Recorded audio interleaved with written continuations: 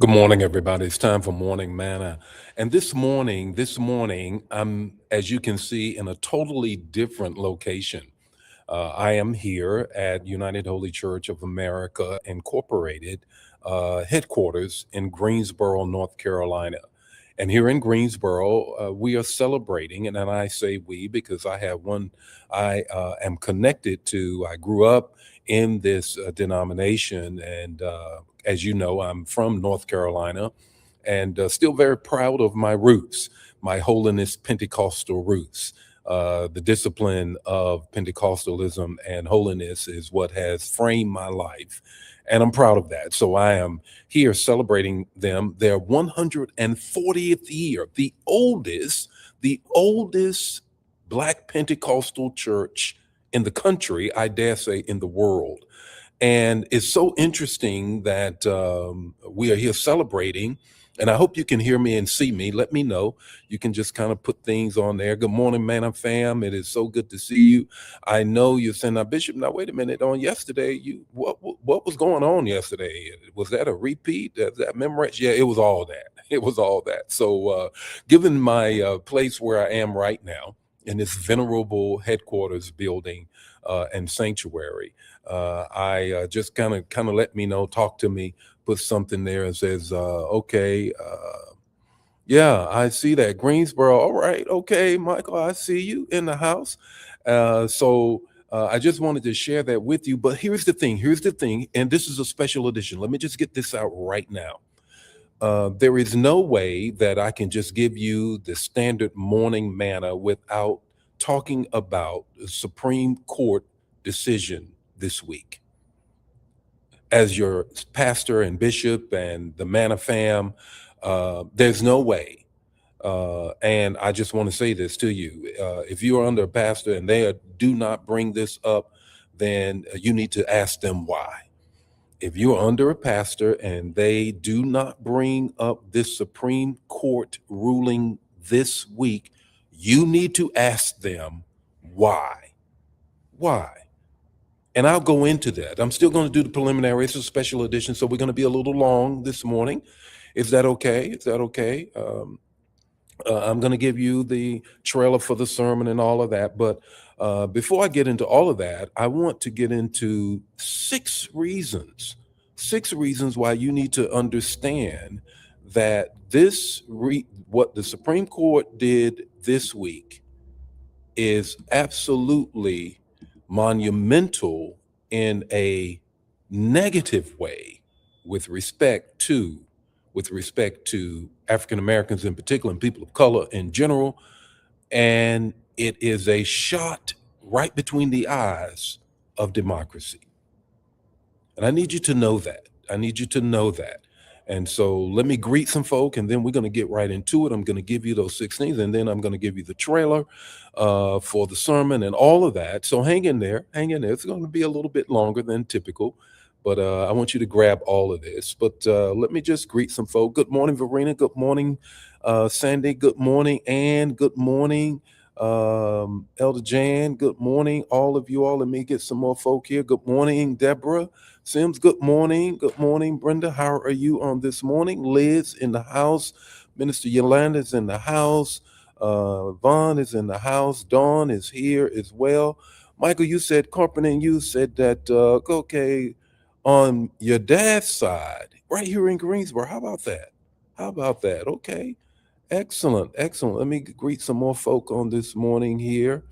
Then we're going to get into it. Like I said, good morning, Ramona. Always the first, always the first. Didn't mention it. Diane and all. So let me just say this again. This is what we're doing on this morning.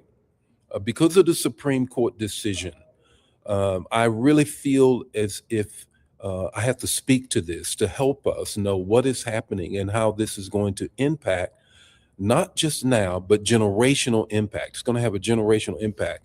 And as your senior pastor and as your bishop, as many of you and others that I am not, it is critical.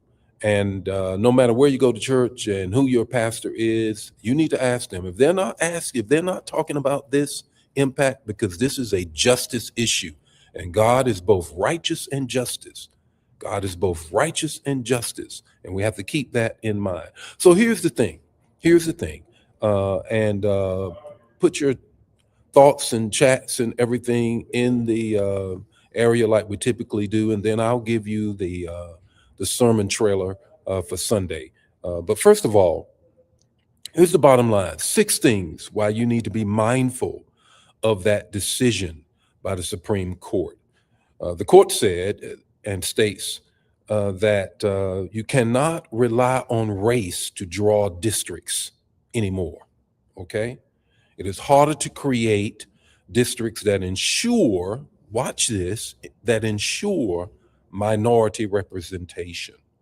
That's the first thing that really hits. So race can no longer be a primary tool to fix unequal maps. What do we have going on right now in this country? Redrawing lines. Why? Because I can draw you right out of the picture. I can draw you right. You can vote, but the way I put your vote against so many others' votes that I know is going my way, your vote really won't have the same amount of power. Okay? Number two, the legal standard just got much harder. Before, you could challenge maps based on discriminatory outcomes. Let's go right back all the way to the 60s, the 50s, the 40s. Let's go all the way back to the Reconstruction, of which now we're in a neo Reconstruction. Okay. Before, you could challenge maps based on discriminatory outcomes. Okay. That's what the voting rights did. Now, you largely must prove intentional discrimination. Intentional discrimination. You know how hard that is to prove someone's intent? That means you got to get into their heart, their minds, and you got to prove that in a way. Come on, let's be real. All right. The impact of that is proven intent is extremely difficult. Many cases that would have won before will fail flat now. 3, I want you to get it, put it in the chat, and I need you to share this even now. We'll get to the sermon thing, but it's critical that you get this right now. 3, Section 2 of the Voting Rights Act, the last strong part of the enforcement tool, has been severely weakened. Section 2 was the main remaining protection after the earlier rulings, Shelby versus Johnson. So I need to get you this, all right? The decision makes it, in the words of the dissenting justices, nearly ineffective, a dead letter. So the voting rights piece now is just simply a dead letter for us. The impact, the strongest remaining legal shield against voting discrimination, is now limited, pretty much eliminated. The fourth thing, states can redraw maps with far fewer constraints. Don't have to consider this no more, right?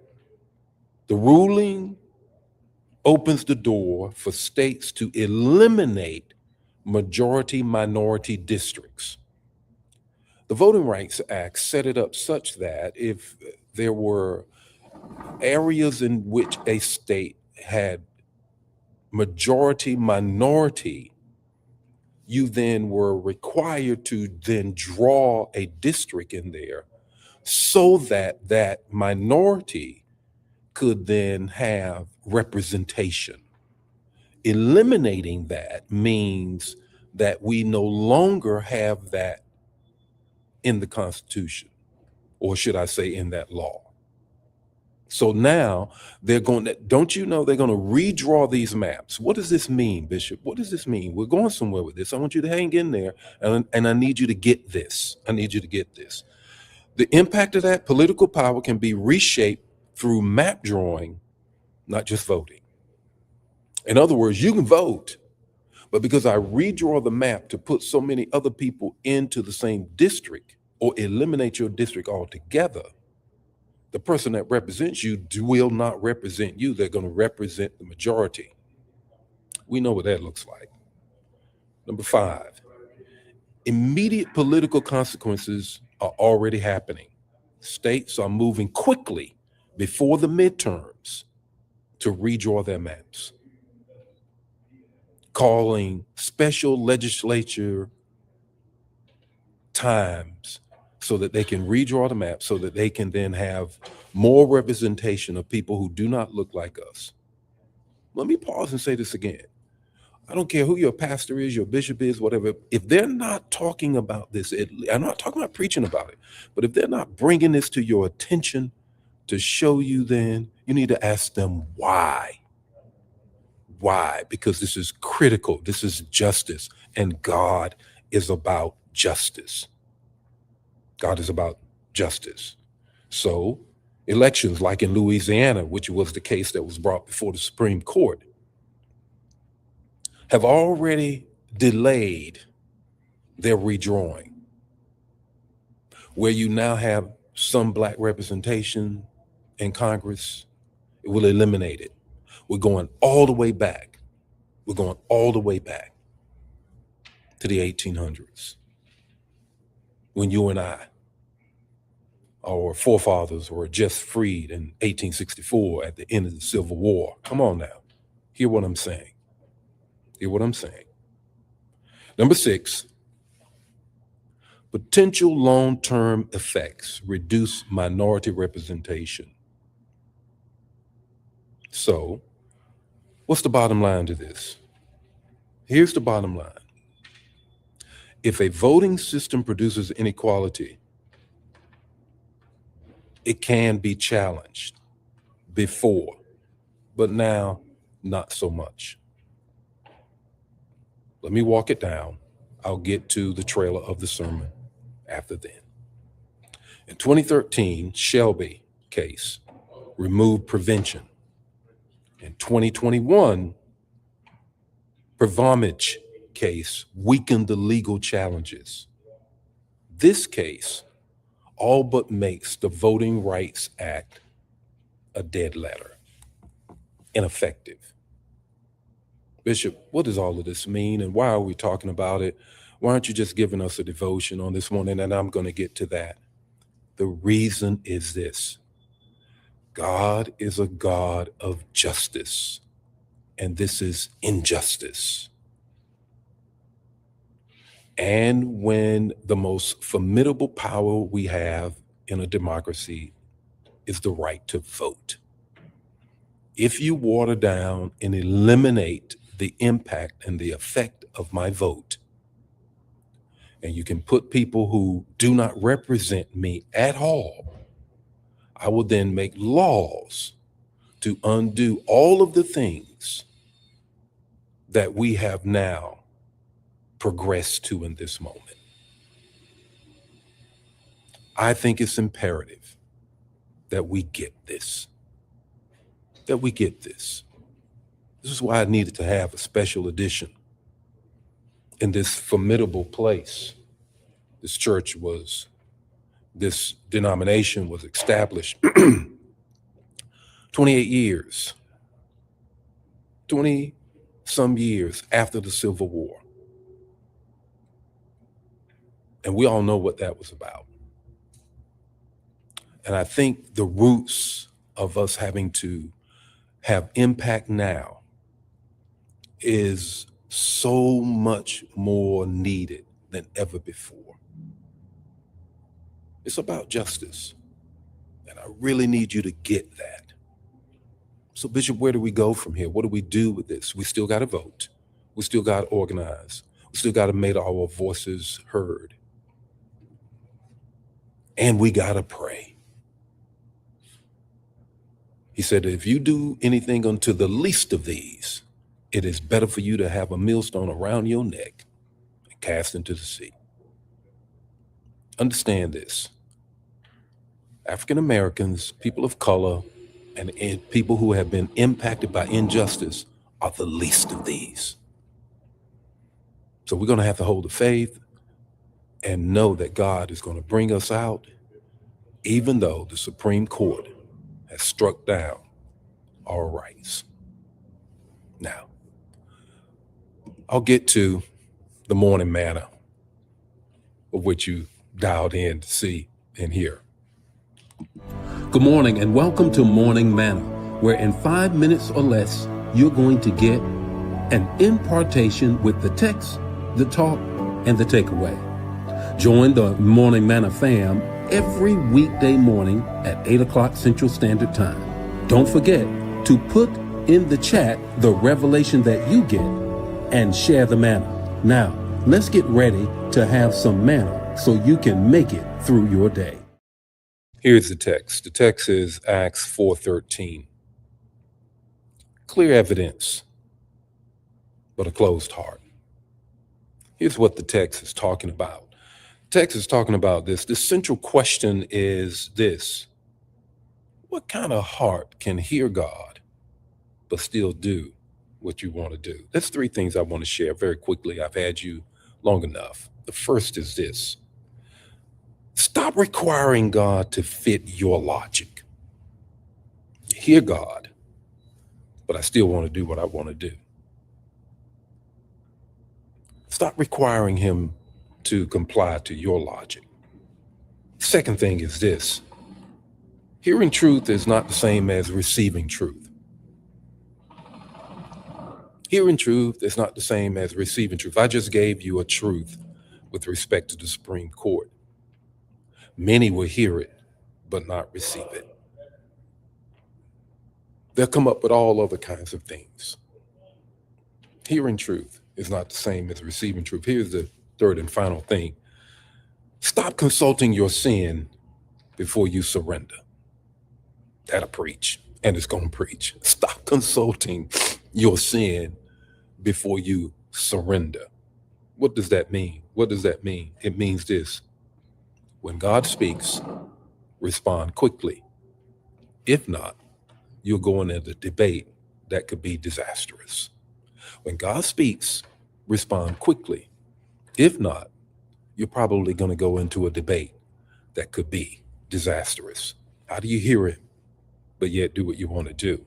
More Sunday. You need to be present, 8 and 10. It's Can't Miss Communion Sunday. Share this manna and share this about the Supreme Court as well. God bless you. I'll see you with more Morning Manna Monday. See you Sunday. God bless you.